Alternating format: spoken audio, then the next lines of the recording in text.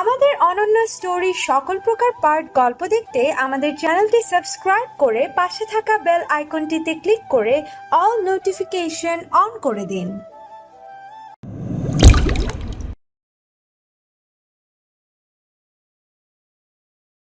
আব্বুর কথা শুনে আমি চমকে উঠলাম। আব্বু বলে কি আমার নাকি বিয়ে ঠিক করেছে, তাও আবার আমার অজান্তে।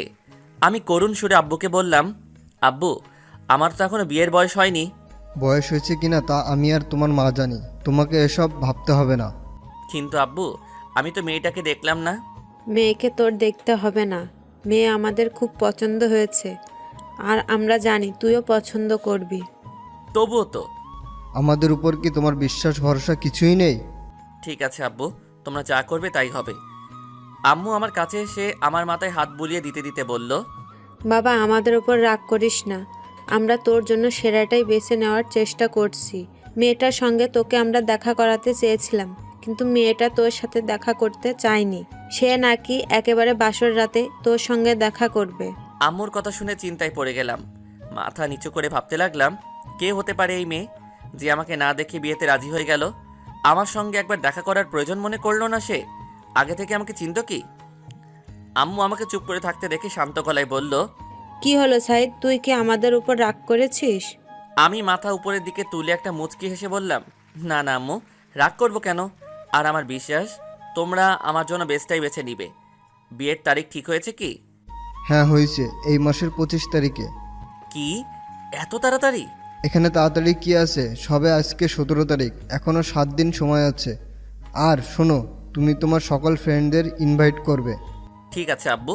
তিশা আর সাফিয়া, তোমরা দুজন আগামীকাল থেকে বিয়ের শপিং করা শুরু করে দিবে। ঠিক আছে আঙ্কেল। আব্বু আর কিছু বলবে কি? রুমে যাব? ঠিক আছে, যাও। আমি আর কোনো কথা না বলে রুমে এসে শুয়ে পড়লাম। বালিশে মাথা দিতেই ভাবনার জগতে ডুবে গেলাম। আমি যদি অন্য কাউকে বিয়ে করে নেই তাহলে সামিয়ার কি হবে? সে তো আমাকে খুব ভালোবাসে। কি করব আমি? আব্বু আম্মুর কথাকে ফেলে দিতে পারছি না, কারণ তারা আমার জন্মদাতা জন্মদাত্রী। তাদের মনে কষ্ট দিয়ে সুখে থাকতে পারবো না। পাগলিটার কথা আজ খুব মনে পড়ছে।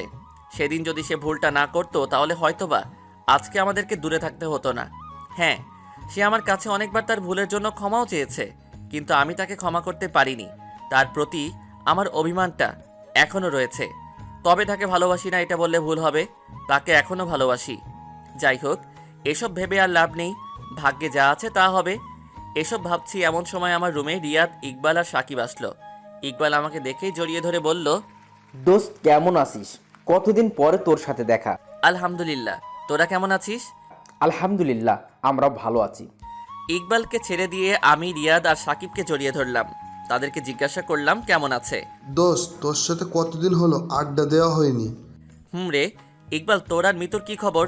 আর বলিস না, ইকবালের আর মিতুর একটা ছেলে হয়েছে। কি? কবে হলো রে?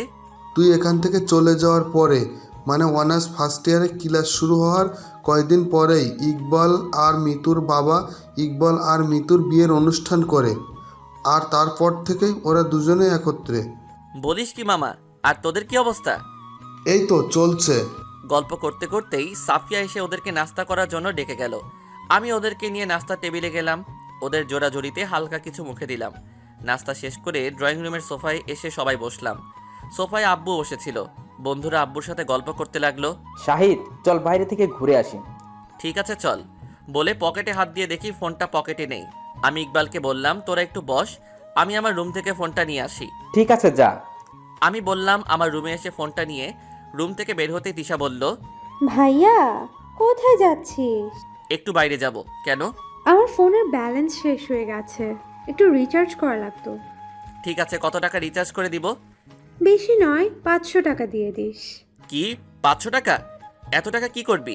ভাবির সাথে কথা বলবো। ভাবি মানে? ভাবি মানে বোঝো না, যার সাথে তোমার বিয়ে ঠিক হয়েছে সে। কার সাথে আমার বিয়ে ঠিক হয়েছে তাকে আমি চিনি না, প্লিজ বল না মেয়েটাকে। সেটা তো বলা যাবে না ভাইয়া, বলা আইনগত ভাবে নিষিদ্ধ। ঠিক আছে, বলতে হবে না, আমারও একদিন আসবে, দেখে নিস। বলে আমি নিচে চলে আসলাম। নিচে এসে দেখি ইকবাল, রিয়াদ আর সাকিব আব্বুর সাথে কথা বলছে আর হাসাহাসি করছে। আমি যেতেই আব্বু ওদেরকে বলল, তাহলে বাবা, তোমরা বিয়ের শপিং করা থেকে শুরু করে বিয়ের শেষ অবধি শাহিদের সাথে থাকবে। ঠিক আছে আঙ্কেল। আর শোনো, কালকে সকালে তোমরা আমার বাসায় চলে আসবে। কালকে থেকে শপিং করা শুরু করে দিবে। আচ্ছা আঙ্কেল।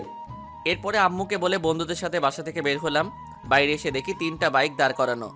বুঝতে আর বাকি রইল না এগুলো ওদের 3জনের। এরপরে আমি ইকবালের বাইকের পিছনে বসলাম। 4 বন্ধু মিলে আমার সেই চিরচেনা শহরটা ভালোভাবে ঘুরলাম। এরপরে চলে আসলাম সেই পার্কে, যেখান থেকে শুরু হয়েছিল সামিয়া আর আমার ভালোবাসার সূচনা, আবার যেখানেই শেষ হয়েছিল আমাদের ভালোবাসা। আমি একটা গাছের নিচে বসে মন খারাপ করে বসে আছি। অতীতটা আবার এসে কড়া নাড়িয়ে দিয়ে যাচ্ছে। রিয়াদ আর সাকিব আমার পাশে এসে বলল, দোস্ত, মন খারাপ করিস না। অতীতকে ভেবে কী লাভ বল? যে চলে গেছে তা চিন্তা করে কী লাভ? ভাগ্য থাকলে সে আবার আসবে। আর সবচেয়ে বড় কথা, কয়দিন বাদে তোর বিয়ে। এখন যদি তুই এসব ভেবে নিজেকে কষ্ট দিস তাহলে কিভাবে হবে? আমি কিছু না বলে আকাশের দিকে তাকিয়ে আছি। ইকবাল আমার কাঁধে হাত রেখে বলল, শাহিদ, তুই কি এখনো সামিয়াকে ভালোবাসিস? আর ভালোই যদি বাসিস তাহলে সামিয়াকে ক্ষমা করে দিয়ে তাকে নিয়ে আবার নতুন করে শুরু কর। না রে, আর সেটা সম্ভব নয়। কেন? কয়েকদিন বাদে আমার বিয়ে। এখন যদি আমি সামিয়াকে আমার জীবনে ফিরিয়ে নিয়ে আসি বা বিয়ে করি, তাহলে আমি আমার মা বাবার কাছে পাপী হয়ে থাকব, কারণ তারা আমার অন্যজনের সঙ্গে বিয়ে ঠিক করে ফেলেছে। আমার কথা শুনে সাকিব আর রিয়াদ মুচকি মুচকি হাসছে। রিয়াদ বলল, আরে দোস্ত, সামিয়ার। রিয়াদকে আর কিছু বলতে না দিয়ে ইকবাল এসে রিয়াদের দিকে চোখ রাঙিয়ে বলল, কি শুরু করেছিস তোরা? শাহিদ চল, আমার বাসায় যাবি, মিতু তোকে যেতে বলেছে। আমিও আর রিয়াদের কথায় গুরুত্ব না দিয়ে ইকবালের বাসার দিকে রওনা দিলাম। ইকবাল, রিয়াদ আর সাকিব ওদের বাইকগুলো পার্ক করতে গেল। আমি ইকবালের বাসার দরজার কলিং বেল বাজাতেই একটা ছোট্ট বাচ্চা এসে দরজা খুলে দিল। আমাকে দেখে বলল, তাতে তাই? তুমি কে বাবু? আর তোমার বাবার নাম কি? আমার নাম লাফি, আমার বাবায়ের নাম ইকবাল। ও, এইবার বুঝলাম, এটা আমার ফ্রেন্ডের ছেলে। আমি রাফিকে কোলে তুলে নিতেই একটা মেয়েলি কণ্ঠে কে যেন বলল। কে এসেছে রাফি? কথাটা শুনে আমি সামনে তাকিয়ে দেখি মিতু দাঁড়িয়ে আছে। মিতু আমাকে দেখে অবাক হয়ে বলল, আরে শাহিদ, কেমন আছিস? আলহামদুলিল্লাহ, তুই কেমন আছিস? আমিও ভালো আছি। এটাই কি তোর আর ইকবালের ছেলে? না, এটা আমার ছেলে। না, এটা আমার ছেলে। পিছনে ঘুরে দেখি ইকবাল দাঁড়িয়ে আছে। মিতু বলল, না, এটা আমার ছেলে। না, এটা আমার ছেলে। এই তো শুরু হয়ে গেল তাদের তর্ক বিতর্ক অনুষ্ঠান। আমি ওদেরকে ঝাড়ি দিয়ে বললাম, এই তোরা থামবি, তোদের এই অভ্যাসটা এখনো গেল না। এরপরে আমরা যে সোফায় বসলাম। আমি ইকবালকে বললাম, কিরে, আঙ্কেল আন্টিদেরকে যে দেখছি না? ও, তারা বেড়াতে গেছে। ও। এরপরে মিতুর সাথে আরও কিছুক্ষণ আড্ডা দিলাম। আসলে সব বন্ধুরা এক জায়গায় হয়েছি তো, তাই একটু আড্ডা দিতে বেশি সময় লাগলো। আমি মিতুকে বললাম, মিতু, নীলার কি অবস্থা? নীলার বিয়ে হয়েছে। তাই? এখন কোথায় থাকে? সিলেট, মানে নীলার মামাতো ভাইয়ের সাথে ওর বিয়ে হয়েছে। বাহ, খুব ভালো তো। রে ভাই, কিন্তু আমাদের চাচাতো বোন, মামাতো বোন, ফুফুতো বোন গুলো যে কোথায় উধাও হয়ে গেছে। আমরা এতদিন ধরে ফিরে আসি, কেউ আমাদেরকে দেখতেই পায় নাই। রিয়াদের কথা শুনে সবাই একটু হাসলাম। আমি মিতুকে বললাম, দোস্ত, আগামী 25 তারিখে আমার বিয়ে, তুই আর ইকবাল আগে চলে আসিস। কোষ্কি মামা, তোর বিয়ে কার সাথে? মেয়েটা কে? মেয়েকে আমি নিজেই জানি না। মেয়েটা নাকি একেবারে বাসর রাতে আমার সঙ্গে দেখা করবে। তুই শেষ মামা। জন্মের পর থেকেই দেখা হওয়ার মানে পরিচয় হওয়ার পরেও বাসরাতে আমাকে যে পেইন দিয়েছিল, সেই হিসেবে বাসরাতের পরিচয়ে তো তোর জীবন শেষ করে দিবে। এই ফাজিল, এসব কথা এদেরকে বলতে হবে? আরে এতে রাগ আর কি আছে? আমাদের বন্ধুকে তো এসব জানাতে হবে, না হলে পরে আবার। হয়েছে, চুপ করো। ওদের সাথে আরও কিছুক্ষণ আড্ডা দিয়ে বাসায় ফিরলাম। বাসায় ফিরতে সন্ধ্যা হয়ে গেল। বাসায় এসে যেয়ে দেখি তিশা ফোনে কারোর সাথে কথা বলছে। আমাকে দেখে ফোনটা রেখে দিল। আমি সেদিকে বেশি গুরুত্ব না দিয়ে ওদের দুজনের জন্য ফুচকা নিয়ে এসেছিলাম, তা দিলাম। রাতে ডিনার করে রুমে এসে শুয়ে পড়লাম। সকালে ঘুম থেকে উঠে নাস্তা করে তিশা আর সাফিয়াকে নিয়ে শপিং করতে গেলাম। আমার বন্ধুরা আজকে আসবে না। শপিং শেষ করে বাসায় চলে আসলাম। দুপুরে লাঞ্চ করে রওনা দিলাম রাজশাহীতে। রাজধানীতে পৌঁছার পরে মামার বাসায় গেলাম। মামার বাসায় যেয়ে রেস্ট নিয়ে বিকেলে রাফি, সিপাত, মিমি আর নীলিমাকে আমার বিয়ের দাওয়াত দিয়ে আসলাম। মামা মামির থেকে বিদায় নিয়ে আবার রওনা দিলাম নওগাঁর উদ্দেশ্যে। বাসায় আসতে রাত প্রায় 10টা বেজে গেল। আব্বুর গাড়ি নিয়ে যাওয়ায় আসতে কোনো অসুবিধা হয়নি। যাই হোক, রাতে ডিনার করে ঘুমিয়ে পড়লাম। সকালে ঘুম থেকে উঠে নাস্তা করে আবার বের হলাম শপিং করার উদ্দেশ্যে।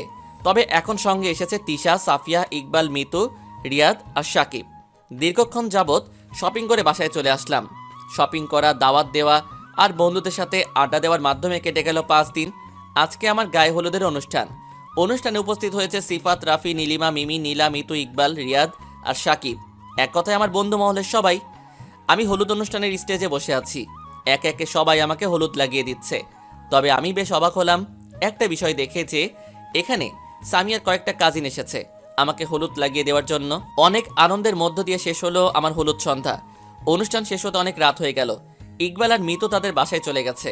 এছাড়া সব বন্ধুরাই আমার বাসায় আছে। রুমে এসে ফ্রেশ হয়ে শুয়ে পড়লাম। সামিয়ার কথা মনে পড়ল। পাগড়িটা আমার বিয়ের কথা শুনে ঠিক থাকতে পারবে তো? কিন্তু সামিয়ার কাজিন আমার হলুদ অনুষ্ঠানে আসলো কেন? এসব ভাবতে ভাবতে ঘুমিয়ে পড়লাম। সকালে ঘুম থেকে উঠে ফজরের নামাজ পড়ে একটু হাঁটতে বের হলাম। হাঁটাহাঁটি করে বাসায় আসলাম। আজকে আমার বিয়ে, ভাবতেই কেমন জানি লাগছে। আগামীকাল থেকে আমি আর নিজের ইচ্ছে মতো বা স্বাধীনভাবে চলাফেরা করতে পারবো না। আগামীকাল থেকে বেশি রাত করে বাইরে থাকতে পারবো না। সিঙ্গেল লাইফটাকে খুবই মিস করব। কতই না সুন্দর ছিল আমার লাইফটা। আমি, তিশা, সাফিয়া, সিফাত আর রিয়াদ এক গাড়িতে উঠলাম, আর অন্যরা অন্য গাড়িতে উঠেছে। যাই হোক, প্রায় আধা ঘন্টা গাড়ি চলার পর একটা লাইটিং করা যায় বাসার সামনে এসে গাড়ি দাঁড় করালো। মনে হচ্ছে এটাই আমার হবু শ্বশুর মশাইয়ের বাসা। গাড়ি থেকে নেমে বাসার গেটের কাছে আসলাম। বাসাটা দেখে আমার পরিচিত মনে হচ্ছে কয়েকবার এসেছি, কিন্তু রাত হওয়ায় বিষয়টা ক্লিয়ার হলাম না। গেটের কাছে যাওয়ার পরে কাঁচি দিয়ে ফিতা কাটলাম। ফিতা কাটার সাথে সাথে ছাদের থেকে ফুল পড়তে লাগলো আর বিভিন্ন আতশবাজি ফুটতে লাগলো। একটা মহিলা এসে আমাকে মিষ্টি আর কিছু শরবত খাইয়ে দিয়ে চলে গেলেন। মহিলাটি হিজাব পরিহিত অবস্থায় ছিলেন। বিয়ের সব ঝামেলা মিটিয়ে আমার বউকে নিয়ে আমার শ্বশুর মশাইয়ের বাসা থেকে বের হলাম। গাড়িতে ওঠার পরেও আমার গিন্নি মাথা নিচু করে বসেছিল। তার ছোঁয়াটা আমার কাছে বেশ পরিচিত মনে হচ্ছে। বাসায় পৌঁছে গাড়ি থেকে নেমে বাসায় ঢুকতেই আম্মু তার বৌমাকে বরণ করে নিলেন। এরপরে তিশা আর সাফিয়া আমার গিন্নিকে আমার রুমে নিয়ে গেল, আর আমি বন্ধুদের সাথে ছাদে আসলাম। তবে অবাক করার বিষয় হলো, আমি আমার গিন্নির মুখটা এখনো পর্যন্ত দেখতে পেলাম না। বন্ধুদের সাথে আড্ডা দিতে তিশা আর সাফিয়া দুজনে একসাথে এসে আমাকে রুমে যাওয়ার জন্য ডেকে গেল। বন্ধুদের থেকে বিদায় নিয়ে আসার সময় ইকবাল বলল, দোস্ত, তোর জন্য তোর বাসর রুমে এমন কিছু অপেক্ষা করছে তুই তা কল্পনাও করতে পারবি না।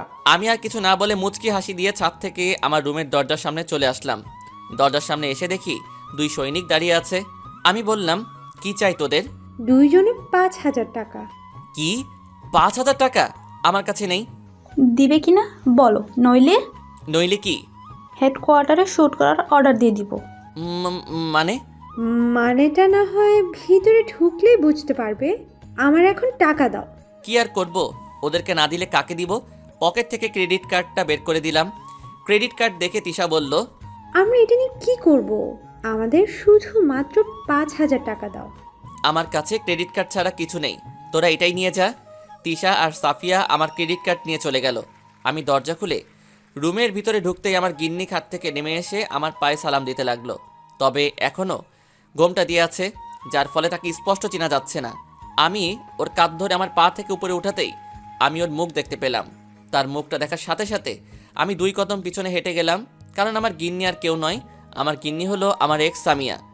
সামিয়া আমার সামনে মাথা নিচু করে বলতে লাগলো, আমি জানি শাহিদ, তুমি আমাকে মেনে নেবে না, আমাকে স্বামীর অধিকার দিবে না। তোমার মনে আমার জন্য রয়েছে শুধু ঘৃণা। হয়তোবা তুমি এখন এগুলোই বলতে। প্রত্যেকটা মেয়ে এই রাত নিয়ে কিছু স্বপ্ন জমিয়ে রাখে, তেমন আমিও রেখেছিলাম। কিন্তু আমি জানি আমার সেই স্বপ্নগুলো আমার পূরণ হবে না, আর না হওয়ারই কথা। যে ছেলেটার মনে শুধু রয়েছে মেয়েটার প্রতি ঘৃণা, রাগ, অভিমান, সেই ছেলে মেয়েটা কি করে তার জীবনসঙ্গী হিসেবে গ্রহণ করবে? কিভাবে সেই মেয়েটার জীবনে অপেক্ষাকৃত সেই স্বপ্নের রাতে গল্প শোনার সাথী হবে? কখনোই হবে না। আমি তোমাকে এই ভেবে বিয়ে করতে চাইনি। আমি আগে তোমার মনটাকে জয় করতে চেয়েছিলাম, কিন্তু তোমার পরিবার আমার আর তোমার সম্পর্কে সবকিছু জানতে পারে। তারপরে তোমার বাবা আমার বাবাকে বিয়ের প্রস্তাব দেয়। আমার বাবাও রাজি হয়ে যায়, ফলে আজকে আমাকে বিয়ের পিঁড়িতে বসতে হয়। আমি জানি অনেক বড় ভুল করেছিলাম, সেটার জন্য তোমার কাছে ক্ষমাও চেয়েছি, কিন্তু তুমি প্রতিবারই আমাকে ফিরিয়ে দিয়েছো। তোমার কথা ভেবে প্রতিটা রাত কেঁদে কেঁদে বালিশ ভিজিয়েছি। তোমার দেওয়া প্রতিটা অপমান সহ্য করে তারপরও তোমাকে ভালোবেসেছি। আর আজকে তুমি আমার স্বামী। স্বামীর অধিকারটা হয়তো বা পাবো না, স্বামীর ভালোবাসাটা হয়তো বা পাবো না, কিন্তু ঠিকই আমি তোমাকে ভালোবেসে যাব, যেমনটা আগে বেসেছিলাম। হয়তোবা কোনো একদিন তুমি আমাকে তোমার বুকে জড়িয়ে ধরে বলবে, পাগলি, তোকে আর ছেড়ে যাব না, তোকে সবসময় ভালোবেসে যাব, সেই দিনের আশায় আমি বসে থাকবো। সামিয়ার কথাগুলো শুনে আমার চোখের কোণায় পানি চলে আসলো। কথাগুলো বলেই সামিয়া বালিশ আর কম্বল মেঝেতে রেখে ড্রেসিং টেবিলের সামনে দাঁড়িয়ে জুয়েলারিগুলো খুলছে, আর তার চোখ দিয়ে পানি পড়ছে। আমি ড্রেসিং টেবিলের কাছে যেয়ে পিছন থেকে সামিয়ার কাঁধে হাত রেখে সামিয়াকে আমার দিকে ঘুরিয়ে নিয়ে ওর চোখের পানি আমার 2 হাতের বৃদ্ধাঙ্গুল দিয়ে মুছে দিলাম। এরপরে আমার হাত থেকে একটা রিং খুলে ওর একটা আঙুলে পরিয়ে দিয়ে বললাম, পাগলি, ছেড়ে যাব না রে তোকে, আর তোকে সবসময় ভালোবেসেই যাব, রেখে দিব মনের গহীনে সযত্নে তোকে। সামিয়া আমার কথা শুনে আমাকে জড়িয়ে ধরে কান্না করতে লাগলো। আমিও ওর মাথায় হাত বুলিয়ে দিতে লাগলাম। বেশ কিছুক্ষণ পরে একটু স্বাভাবিক হলো। আমি বললাম, পাগলি, হুম। তোমার স্বপ্ন পূরণের দায়িত্ব আমাকে দিবা না?